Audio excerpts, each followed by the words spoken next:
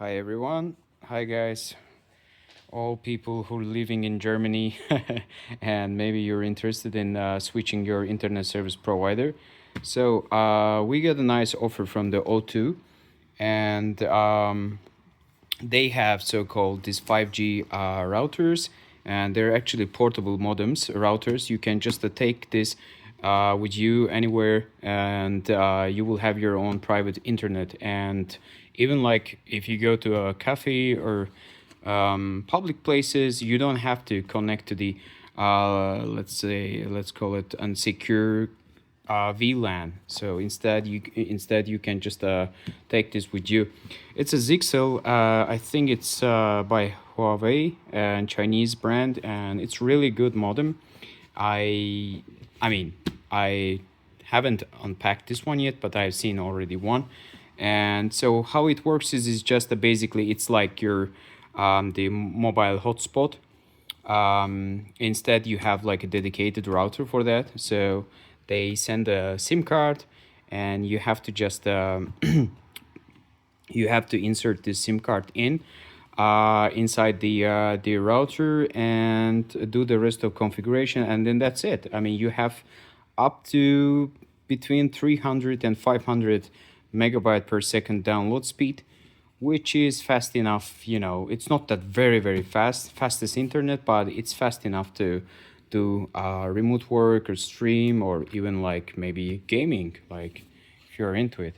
So I'm going to share, post other videos, upcoming videos about like further configuration. And yeah, by the way, I'm a cybersecurity professional, and so I needed this because I'm working constantly from home and I do travel sometimes. And yeah, this is exactly doing my job, really. Okay, now it's recording. So, guys, I did my first video about the router. I'm going to show you now how the web interface looks like. So, once you unpack the router, just you will have the SIM card. Insert the SIM card, and then power the device on. And you gotta go to the about screen on the device, not on the web interface, on the device, and then you will see the. If you scroll down there, you will see the username and the password. That's your initial username and the password.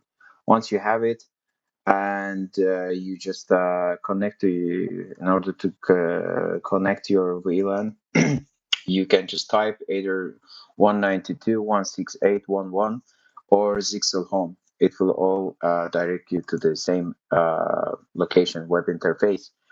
So once you have activated your SIM card, when you go to network status, you will see here 4G or 5G is connected. And this changed, by the way, depending on your location, where you are, and where the router is placed. I would recommend you to place a router on some higher place, like next to the window or just somewhere. Avoid the thick walls and metal objects around, and mirrors or other electronic devices should not be placed just next to it. And yeah, so I looked for the any application or program that could maybe help me to position the router in a nice place, so that I get the most of the signal. Unfortunately, I did not find any. There was one by the Zyxel, but it doesn't work with this model. It's called Zyxel Air or something. It wants to once you downloaded it and launched the app, um, it wants to scan the QR code, which you don't have. And also, if you give the manually type the router version, it won't work. So yeah, let me show you.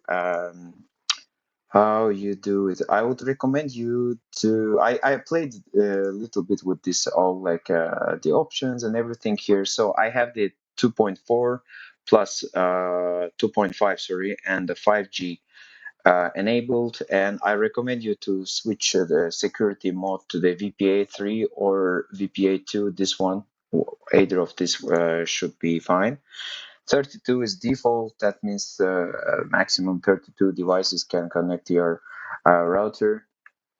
And let's go check it out. Other things. If you want to enable the guest Wi-Fi, you can do it here if you have guests, so they don't connect to your main network. They will go to guest wireless LAN. So it works like same as if when you are in the cafe or in the airport or the hotel, you connect to the guest Wi-Fi, not to the main network.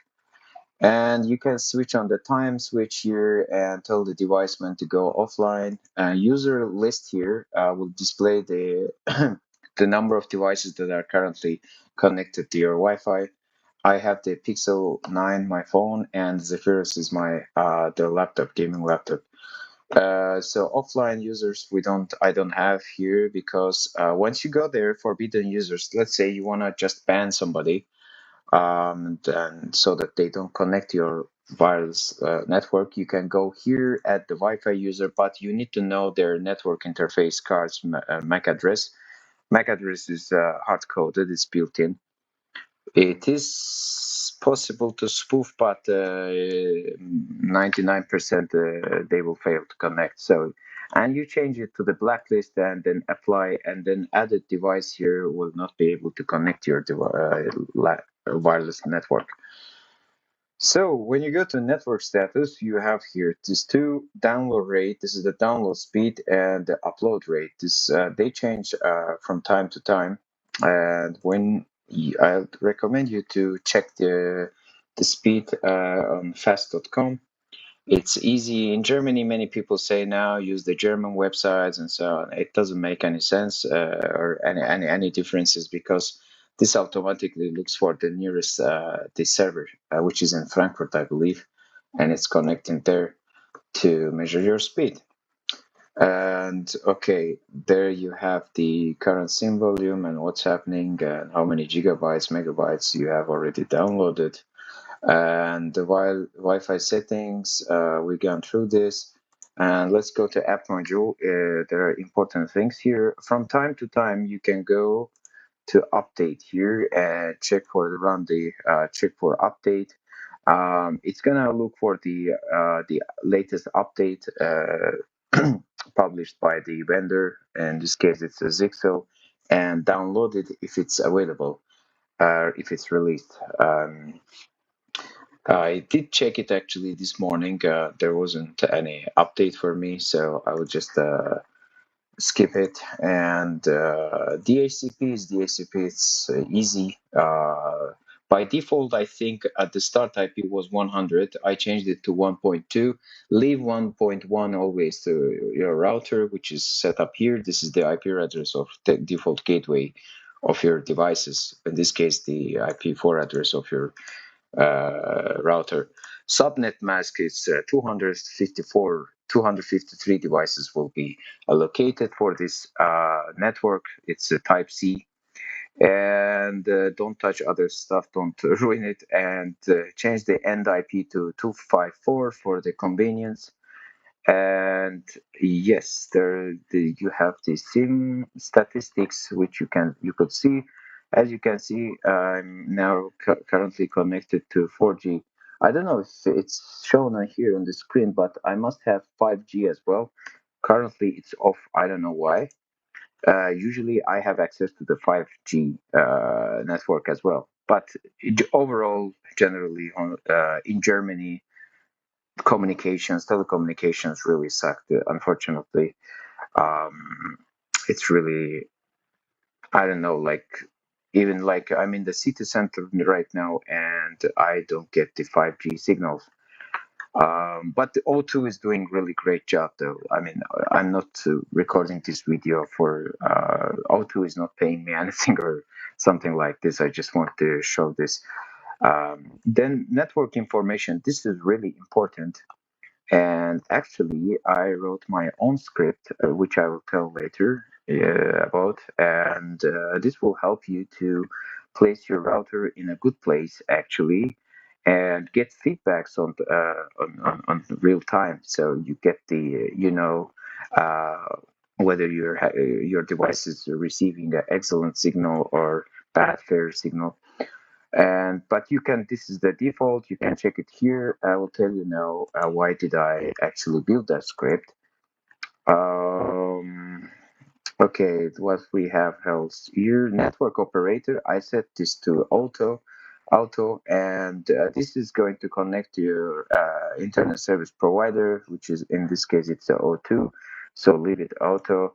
Network settings, 5G NSA. I set this one to 5G NSA, but it was, I think, auto in the beginning. And you could set this one to auto and then change the profile, but then you have to manually configure the DNS and everything, which I do not recommend if you are living in the city center or not in a rural area, you know. I switched off the roaming here because it makes sense only if you're the cross border, like if you're leaving Germany and traveling to France or anywhere outside Germany, you can switch this on, but you have, I think, 30 gigabytes or something limit. So be careful about this and do not forget to switch this off and or use it in very urgent cases. And what else we got here? The configuration backup. Once you have all configured, you done your configuration, you can come here and just click on backup. This will ask you where to save the current configuration. So if you do not want to reconfigure it again, or if you want to, I don't know, experiment some stuff like in firewalls, you could just come here and add some URLs to block. Port forwarding works really great, and this is a nice, great feature. And if you have a web server or any kind of like server that you are running on locally on your local area network, and you want to access them over internet, you need to configure the port forwarding. So the request is coming from the public IP address, and the router will uh, forward the incoming request to the specific port and specific device. So that's why we have the port forward. Port trigger, I haven't done anything with this yet, haven't tested it out. Port filter, yeah, you can filter the ports, which is like more like access list and firewalls, static firewalls. Remote, whether you want to get pinged from wide area network publicly or not. DMZ, demilitarized zone. If you want to activate it, you can. This is going to place the segment of the network in a place that's accessible by the public, or you usually place the mail servers, the web servers there, so that the people can access it. You don't need this. I mean, nobody needs it for private users. This is more like for developers and advanced, you know. The user's admin settings. Oh yeah, one thing before I haven't forgotten is once you activate the router, I would recommend you to do one thing is switching off your pin. That's important. It's here, pin settings, and it will look a bit different for you. Now you see that for me the default is the enable pin. I think for you it will be disable pin, and you have to type your pin, which you can find on your SIM card. And if you look at the back of your SIM card, you will see the pin 1, pin 2, and PUK number. And then you can disable this because each time when you access your router, you will not need to type your pin.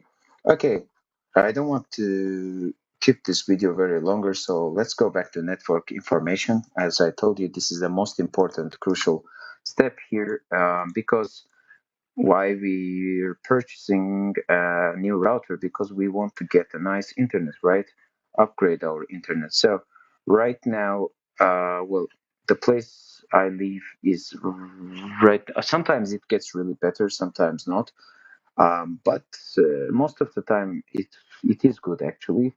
I don't know now. Something is wrong with the latency, the signal, so it's not delivering a good signal.